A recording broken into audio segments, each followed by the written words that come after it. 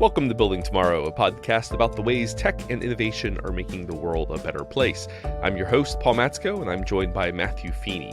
Let's talk about the gig economy today. So I'm not a particularly early adopter. I'm not the guy who stands in line for the latest Google phone or the like.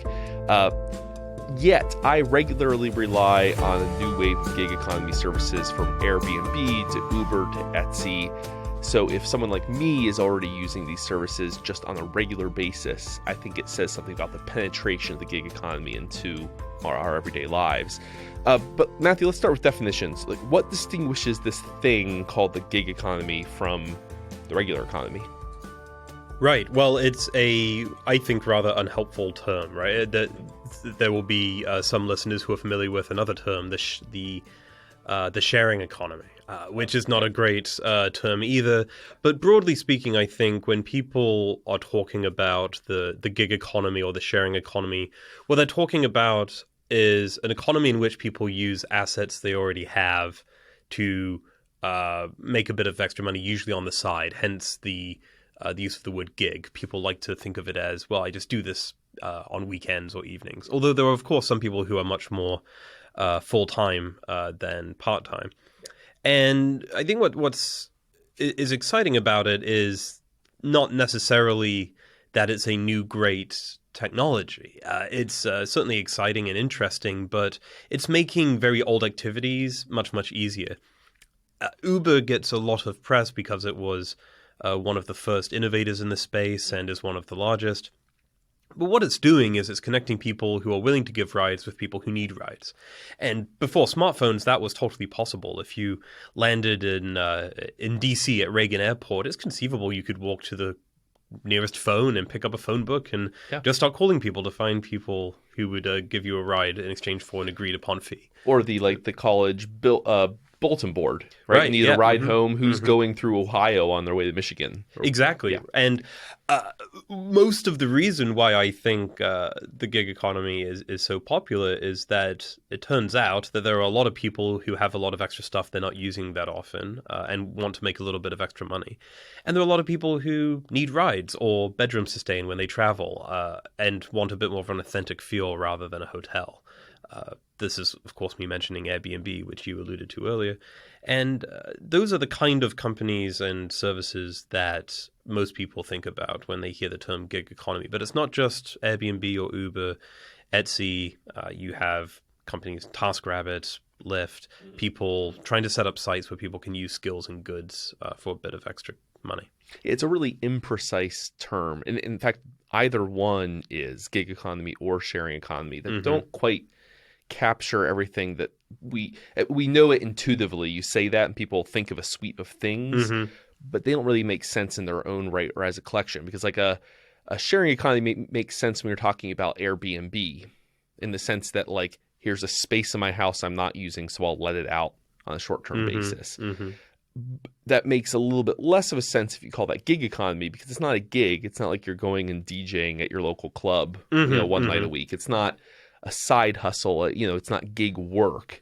Right. But, so the terms are really slippery, but it's kind of, it's like obscenity. You know it when you see it, right? Or when you hear it. I agree with you, though. It's an odd term because a lot of these things are not functionally different from the rest of the economy. In one way of framing, if you call something, when you go and buy a pizza from a restaurant, I don't know, what's your favorite pizza chain? I guess I could plug here Sicilian pizza from Arlington, Virginia, which is nice. Okay. Usually what I order if I'm feeling it. But if you're a DC resident, Duccini's on U Street. There we go. Comes officially recommended by Building Building Tomorrow. No money changed hands. No money changed hands. You're welcome. So if you want to go get a nice slice of Sicilian, you go there.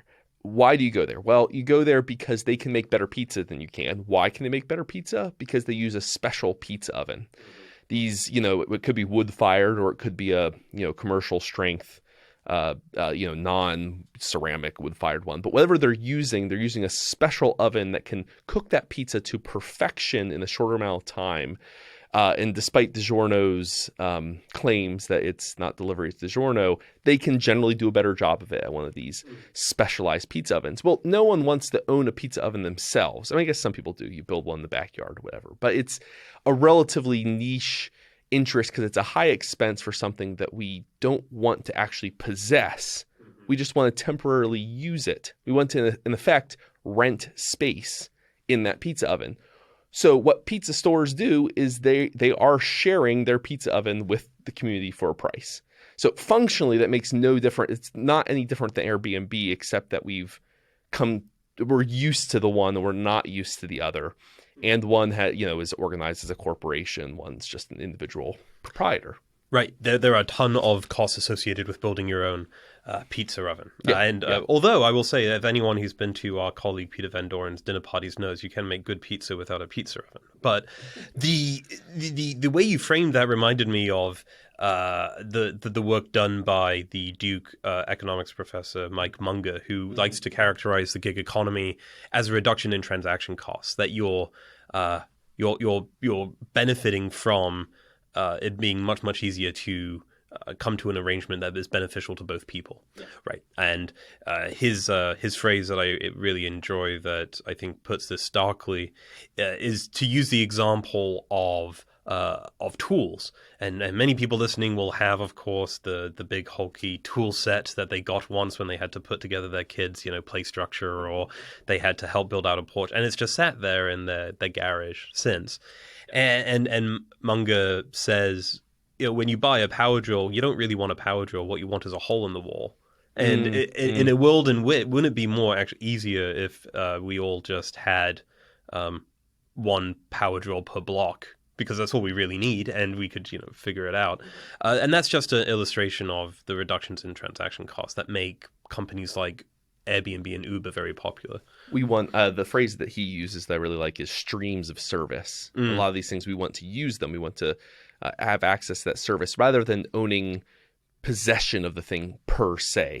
We want the drill to make holes. We don't want a drill just because we want a drill, to your point.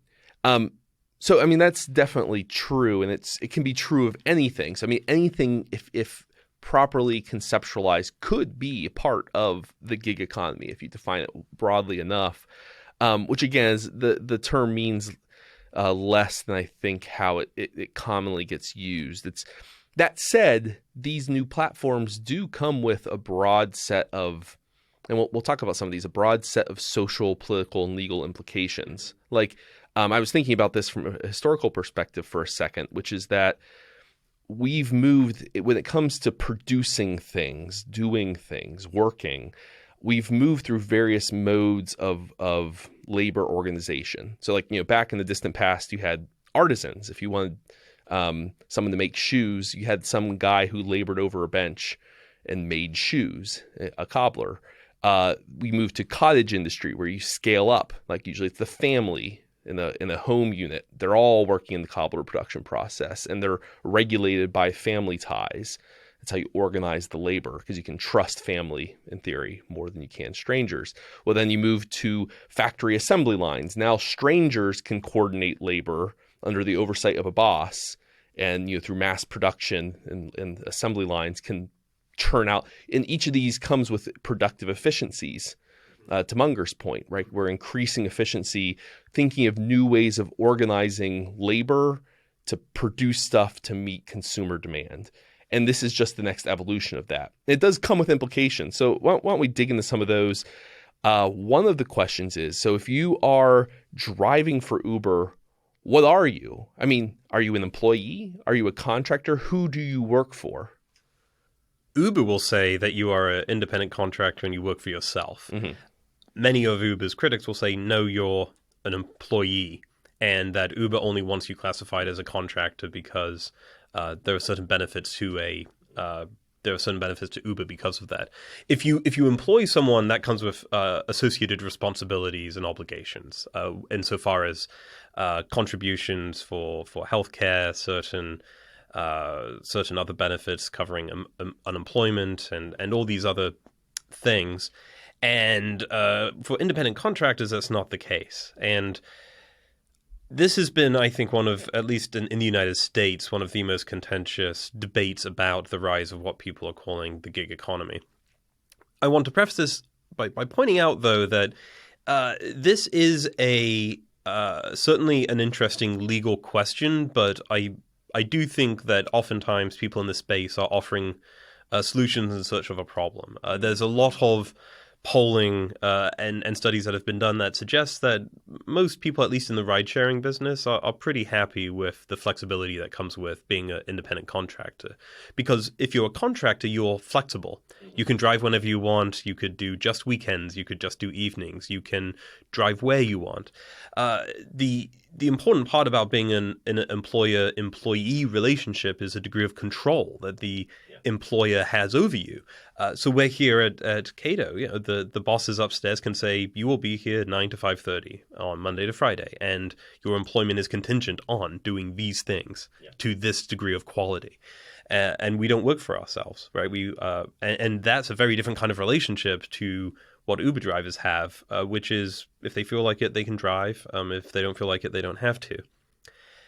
However, I think it's worth pointing out that there are potentially arguments on the other side. You'll hear people saying, well, when Uber does an advertising campaign that tells drivers to drive with us, or has an associated brand and is outfitting people with a particular technology and is offering financial incentives for certain kinds of behavior, they're looking a bit more like employees. What you have seen are some cases that have dealt with this, and one of my favorite was a case out in California where the judge in the early stages of this case said in this case, which dealt with Lyft drivers, whether they were employees or contractors, and the judge saying, well, the jury here is going to have to decide whether, I forget the exact quote, but saying, whether this square-shaped thing should fit in a round hole or a triangle hole, right? That there's this new, butchering the quote, but that was the gist of it, saying you can make arguments for both sides, and it's not really appropriate. But as I said earlier, there seemed to be, I think, widespread data suggesting that the people working in this gig economy are pretty happy. The number of people calling to be employees is relatively minor. They're very, very popular. And I actually think a lot of the complaints that people have about the status of independent contractors rise from government interference in healthcare markets, in benefits markets, which is a lot of the complaint, right? But that's perhaps a different topic to discuss. I think on your point about satisfaction among gig economy workers, one of the things that's telling, and we'll take just the ride-sharing business for a sector for a second, the complaint is often between people who currently drive taxis in major cities like New York City and Washington. So the people who own the cars and the taxi medallions, which is a lot of cities have issued a limited number of medallions or functionally licenses for X number of cars. They wanted to keep the supply of taxis artificially low for a variety of reasons. Those medallions have become very expensive over time, though less so since Uber and Lyft entered the market. The people who own those medallions have a vested interest. Mm-hmm. And so, of course, they're not going to like competition because that drives down the benefit of that thing they've spent a lot of time and money purchasing. But what's telling is that drivers, when they have a choice, they're not banging down the door to go drive for medallion holders, which typically are much more traditionally organized. There's a guy who owns a taxi cab company who owns X number of medallions, and then his drivers are employees, and they have to work in defined shifts. You can't just be like, this week I'm driving 2 hours, next week I'm driving 20 hours. No, it's more traditionally organized. People aren't banging down the doors to drive as employee drivers for traditional taxi cab companies. They're banging down the doors to sign up for Uber and Lyft, where their share of the fare can actually be higher than the share they would get driving. Unless you own your own medallion, it's actually more profitable to drive for Uber than it is for the taxi cab company most of the time. So, people are voting with their feet So you have a choice. You have a choice as a worker. Do I want to go work for the taxi cab company as an employee, or do I want to go work as an independent contractor for Uber and Lyft? And in massive numbers, gig economy workers are opting for the one over the other. I mean, the proof's in the pudding, right? Well, and there's also competition between these firms. So Uber and Lyft have to compete with each other because if you're willing to drive around people for money using a phone, you can use Uber or Lyft. Yeah, and Uber and Lyft would prefer that you use their service, not their competitors. Sure, yeah. And so that's a good thing. But you're right to point out that some of the complaints about the gig economy, of course, don't come from just a minority of gig economy workers. It's coming from market incumbents who are being whacked by this. And the impact has been pretty severe in some places. The medallions you mentioned in New York, I think at one point peaked over $1 million each, and they've just cratered in value since then. Yeah, pour one out for Michael Cohen, who among his other financial misdeeds. Oh, yeah, that's right. The value of his medallions, he's lost millions of dollars. Sure, well, they're very valuable. Yeah. And that has had, it would be silly to ignore the impact that has had on taxi drivers. You know, it's not been a rosy few years, that's for sure. And some of the strategies have been rather interesting. Some are perhaps more subtle. My favorite, most blatant regulation around the world we've seen was in Barcelona, where the one time not the one time, but a notable time when Uber said, "All right, we're out." When screw this was where Barcelona passed a regulation that said that rideshare drivers must wait at least 15 minutes between accepting a ride and picking someone up, which was just sort of just naked, protectionism of a certain industry, right? Yeah. And but these kind of efforts, though, I think are short term. The fact is that these services are popular, and I think actually they're very popular in virtue of the fact that they're very difficult to define. Uber and others in the gig economy space, I think, made the calculation, well, we'll bet that if we just parachute into a place, people will fall in love with us, and it will be difficult to dislodge. They didn't ask permission. It's this classic kind of permissionless innovation that Adam Thierer over at Mercatus likes, where it's Adam would like this too, because it's his phrase, but this born free, right? There wasn't a gig economy commission when Uber arrived, or the department of the gig economy. They were just able to get in, which wouldn't have happened if they wanted to set up a competitive taxi service. It would have been a whole different thing. But I think regardless of a lot of these regulatory headaches, these companies, or at least the technology, is definitely here to stay.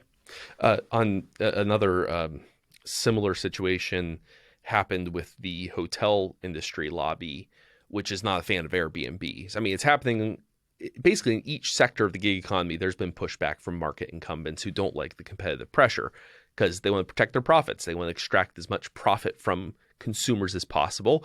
So they want to rig the rules to prevent competition. We call this rent-seeking behavior in economics.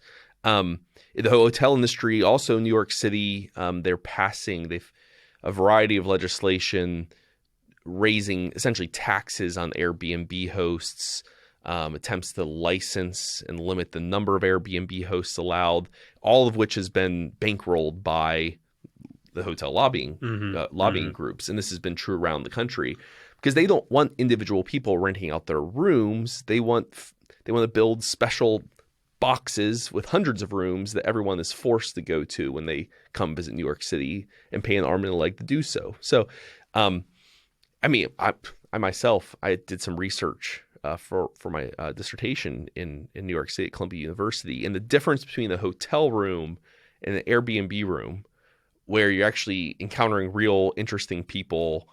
It's nicer because it's someone's house, a room in someone's house.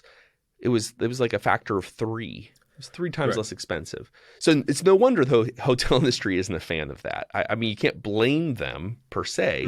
They're looking out for their own best interest, but that's different than the best interest either of consumers or of the gig workers involved.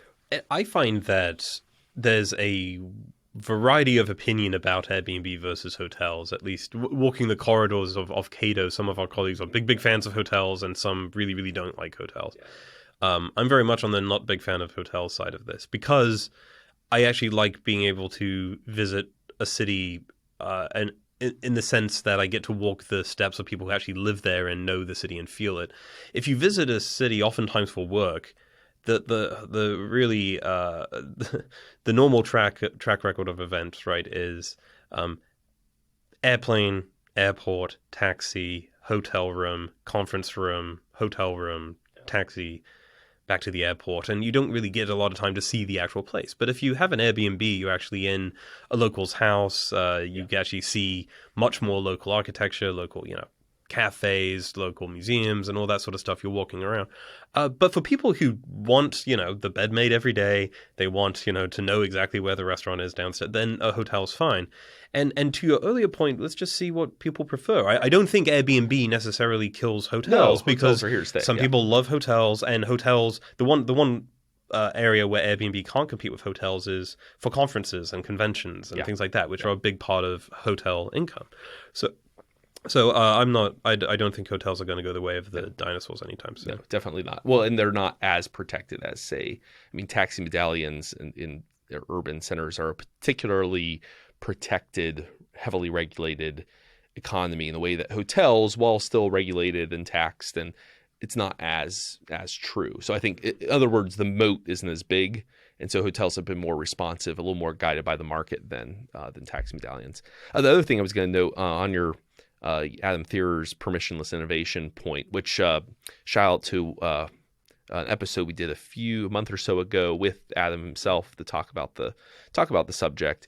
And this is something you've talked about too as well, Matthew, in previous episodes, but this precautionary principle that guides so much of regulation. Mm-hmm. So if you're a government regulator, if you roll out a new policy, so let's say someone actually does come and ask, they don't do the Uber, Lyft, Airbnb thing and ask forgiveness rather than permission. They come and ask permission first. Mm-hmm. If you approve it and something goes wrong, anything goes wrong, you get blamed. Mm-hmm. If something goes right, no one even really notices. So the incentives are all on avoiding any kind of risk. Mm-hmm. So take every possible precaution before you roll something out. And that tends to be the way regulators think. It's just the kind of baked in incentives.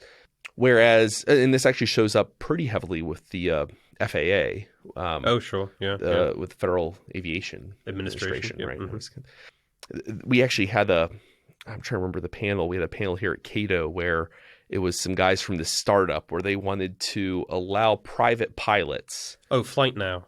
These guys, yeah. The Flight Now guys, and the Wingly is I think the French or Great Britain version. Flight Now was sometimes called the Uber for the skies, which I think they didn't particularly like. But exactly right. There's an innovation that emerges, right, which is it's kind of like what you mentioned earlier with the dorm room cork boards. Around airports across the country, there are literally these cork boards, right, where people can declare that I'm going to travel from this airport to another.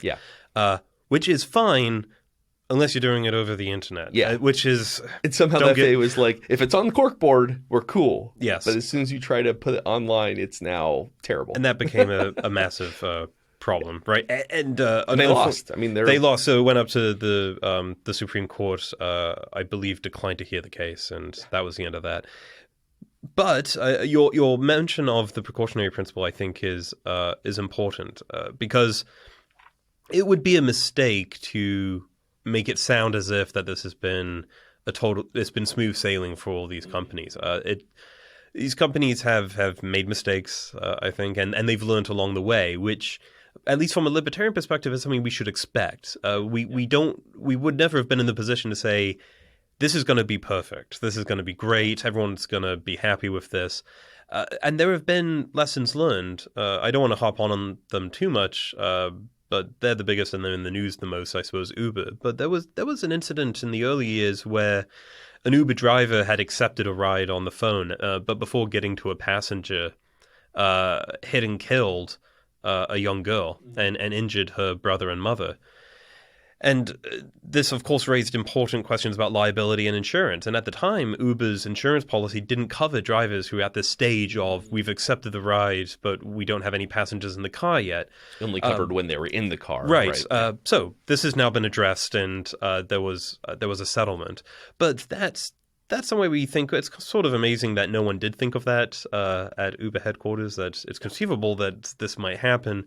But you learn. And the approach to technology policy that we've discussed here before is one where we accept that there are going to be potential costs to new technologies and there'll be disruptions, but we trust in processes that will address them along the way. And we make sure to keep in mind that while there might be costs, the benefits often outweigh them. Yeah. Well, and to return to something we've already touched on, the ways in which... So there's a cost and a benefit, I think, from a societal sense, which is, hey, we're going to have people driving on the roads they're going to create externalities. They're going to log more hours on the roads. They're more likely to hit someone, a pedestrian.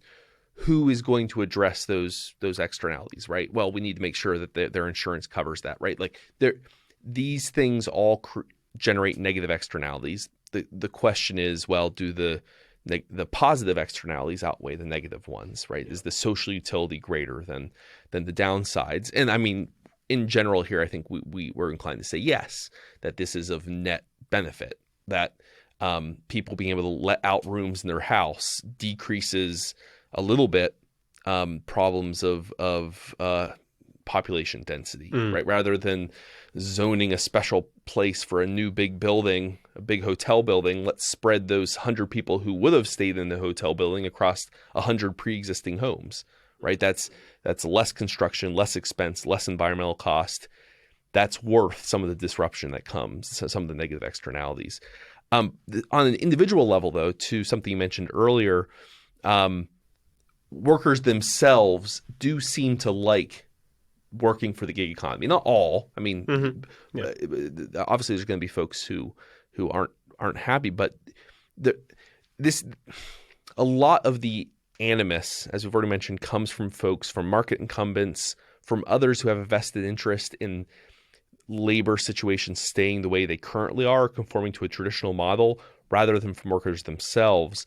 And I think you mentioned scheduling flexibility, but I want to kind of return to that because it's something that's a really big deal. Like if you're thinking about this as a traditional model, it's trying to shove everyone into a certain kind of employment, with the ideal being a 40-hour a week, give or take, full-time employment job with full benefits.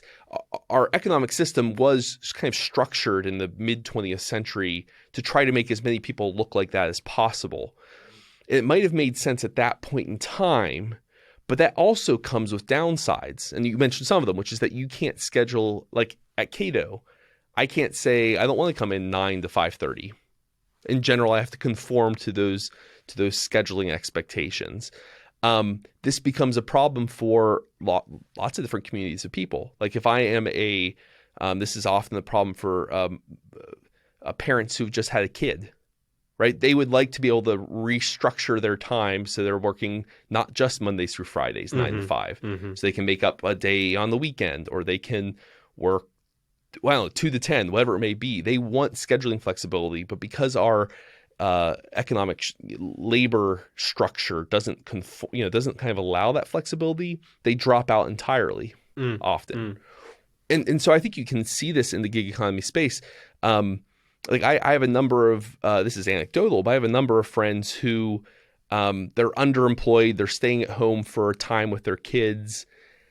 Maybe once upon a time, they would have signed up for one of those multi-level marketing scams, to sell, peddle whatever, essential oils or some shit. But instead they decide to, now I have a friend who sells T-shirts on Etsy. They drive a few hours whenever. I mean, if their kid gets sick, they don't drive at all. But most weeks they might drive here or there for Uber or for Lyft.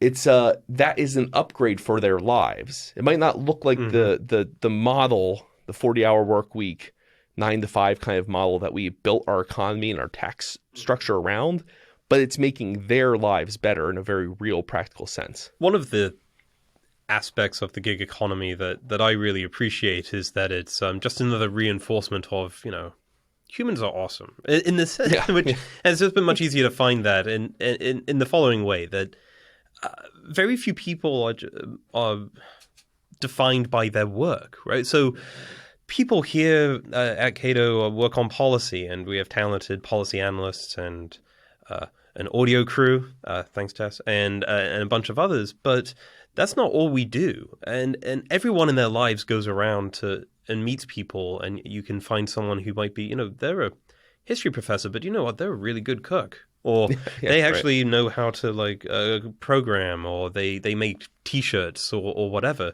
And I think it's great that people feel like there are now avenues where they can use some of their spare time and talents that don't, in the past, wouldn't have necessarily given them any financial benefit, now actually can do that.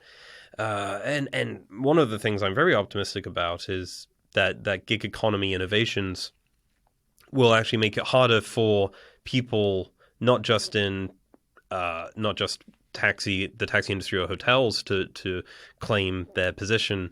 It will be much harder for them to do that thanks to gig economy rating systems, right? Because so much of the protections that a lot of market incumbents enjoy are thanks to licensing, and which are themselves based on safety.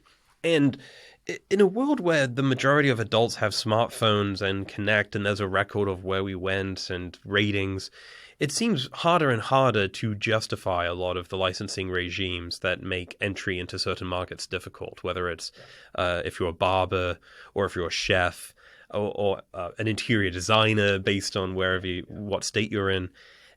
I remember years ago in England, I was watching a documentary about it was a British celebrity chef, Jamie Oliver, and he was going to America, and it was this big documentary on American food, and he walked into... Cis Americans, you're all fat.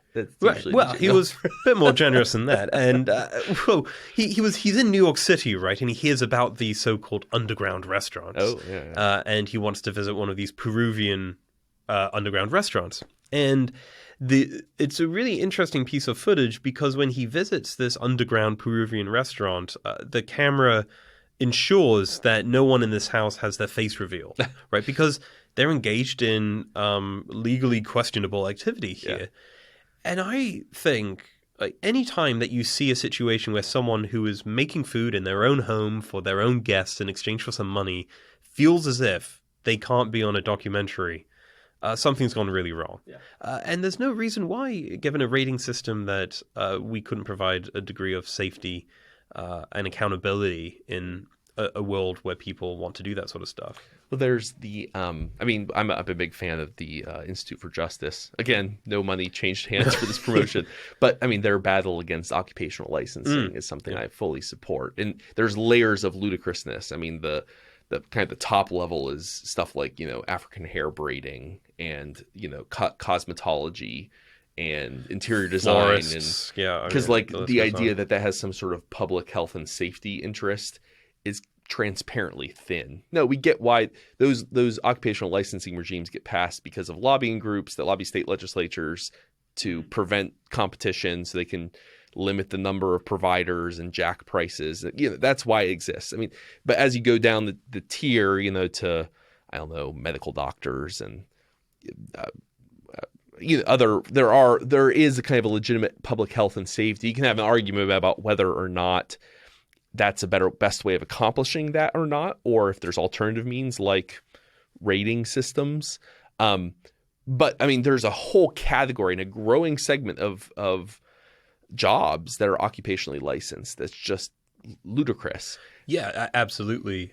I would add, though, that even when you're talking about doctors and licensing, there's a potential for these innovations to help the status quo. So let's say we accept, right, that you should get a license to be a doctor. Right? That might be a podcast for another time, but let's just accept it. Yeah. There are still regulations about where you can practice and what laws you might be violating if you give advice to people in different jurisdictions. With Skype and other technologies, it's possible for doctors and nurses to actually be via camera in an operating room and to give telemedicine, telemedicine, right? in some jurisdictions legally questionable. And that you can keep licensing of medical doctors, right, on principle, and still accept that there should be room for ratings technologies and new tech being used in operating theaters and hospitals. Yeah, it's actually kind of remarkable, comparing the gig economy, the way in which it empowers consumer choice to identify who's good at what they do and who isn't, and then rate it so everyone can benefit from the wisdom of the market about these providers, these employees. Or not employees, these contractors. That's right. These contractors, these workers. Contrast that to sectors like medicine, where there are some rating systems that are really just not well developed compared to what we're talking about for Uber or Lyft or whatever. I mean, the idea that you would occupational licensing, the basic problem is that all it tells you is that one group gave thousands of people a seal of approval. But ranking the relative ability each has in, I don't know, the surgical theater, how happy their customers are after they meet with the doctor, how responsive they are, none of that information is captured in an occupational license, almost zero. Having a rating system where you say, well, yes, they're qualified. They're not going to kill anyone, probably, in the surgery. But this one did a better job of responding to my concerns, of answering my questions. There should be some kind of, system that allows that can be layered on to even the occupational licensing regime. I think it was our colleague Trevor who had that line, what do you call the guy who came last in medical school? Doctor, right? And it's difficult. And rating systems are a good way to get a gradient, right? That's valuable. And I'm sure people listening are used to ratings becoming part of their lives bit by bit. I didn't really notice. There wasn't I woke up and aha moment. We live in a ratings world now, but I don't remember the first time that when I was in a strange city, I might check out Google Maps and see the ratings of the nearby restaurants or cafes. I don't remember first doing it, but now I can't remember not doing it, if that makes sense. It's just a thing that has become normal. There's, of course, you have to rely on a lot of people engaging in it for it to be valuable information. When I lived in D.C., there was a nearby, a place that liked to brand itself as some sort of British pub, right? And so they did fish and chips. And as many people might know, a traditional side for British fish and chips is mushy peas. And I remember reading a rating once. The old joke was at that place that there was a rating once where someone said, it's a good place, but the guacamole is terrible. So you have to rely on there being a lot of information for the rating system, be reflective of close to reality. Right. Yeah. But this actually benefits. I mean, it's an odd way in which in the gig economy, workers can actually be rewarded for their labor, for their hard work, in a way that workers in the traditional economy, in traditional sectors of the economy, often can't. So, if you're a really good doctor, you're really responsive to your patients. You're not really going to capture much of the reward of that extra effort you put in because no one's really going to know. Word of mouth is slow. The way an insurance system works doesn't encourage that kind of rewarding, that kind of behavior. Whereas if you're a gig economy worker and you put that extra effort in, it's reflected in your rating. It encourages you to work better and harder and do more for your customers. So it's good for customers. It's good for workers. It rewards the best workers as well. So in an interesting way, the gig economy is actually, that should be the rest of the non-gig economy should be looking to that as an example of how they can change and reform, even if you keep the traditional employment structure. Learn from the gig economy, find ways you can implement some of those approaches, even in the non-gig economy. On the final note here, I'd like to talk a bit about, so we're broadly pro-gig economy. We think it's going to benefit workers themselves, customers. It's going to provide more competition. So we're on the pro side of the ledger.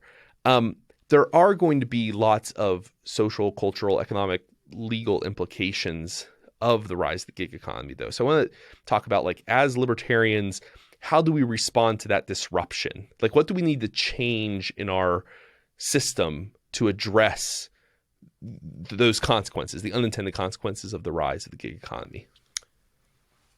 Well, I didn't know we were doing a whole load of podcast after this one. Let me see. So that's true. In abbreviated form, yeah. So to maybe take the SparkNote version of this, I think the first thing, the approach that libertarians should have is that a lot of these debates offer opportunities outside of policy areas that seem obvious. So, for example, the discussions about ride-sharing versus taxis isn't just a discussion about transportation policy and infrastructure even.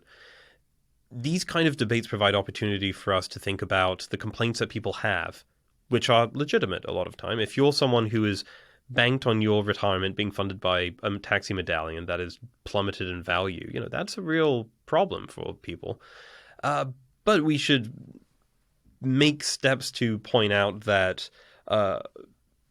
we probably shouldn't have a situation where you have to buy permission from the state to drive a taxi, one. And secondly, a lot of the complaints about the lack of benefits and protections and all this is more a function of a really bad welfare system that we have at the moment, and this ludicrous situation where healthcare is attached to employment. These debates provide opportunity for widespread discussions on all sorts of policies, not just transportation infrastructure, but also welfare, healthcare. And I think we should also be sure to raise the gig economy up in debates about permissionless innovation and other technologies down the road. And I think it's a good way to view debates about safety, about assurances of providers and things like that. Because debates about occupational licensing aren't going anywhere anytime soon. And there will always be people who have the safety concerns. There will always be the market incumbents who look somewhat ridiculous, especially when it's florists and eyebrow, whatever. That looks somewhat ridiculous. But there are going to be people saying, well, what about restaurants? You could poison someone. You could, and those are the kind of discussions where I think the gig economy offers interesting answers.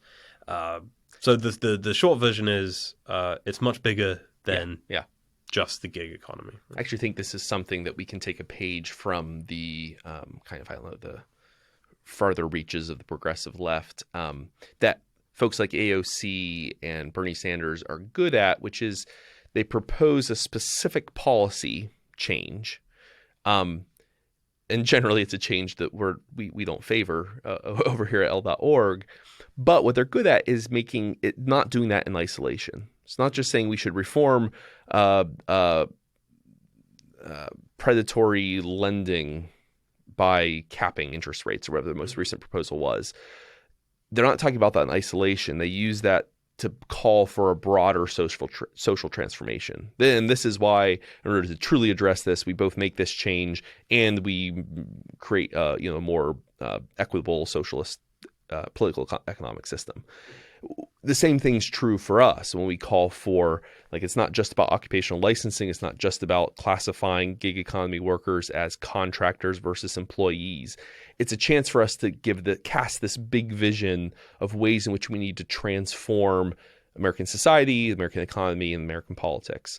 A lot of these things we're talking about are, this is it's a throwback to this factory model of employment that gets set in stone in the first half and by the mid 20th century. It's kind of part of our system, which is that, look, you're going to be working for someone else. There's a boss class. There's employees of the corporation.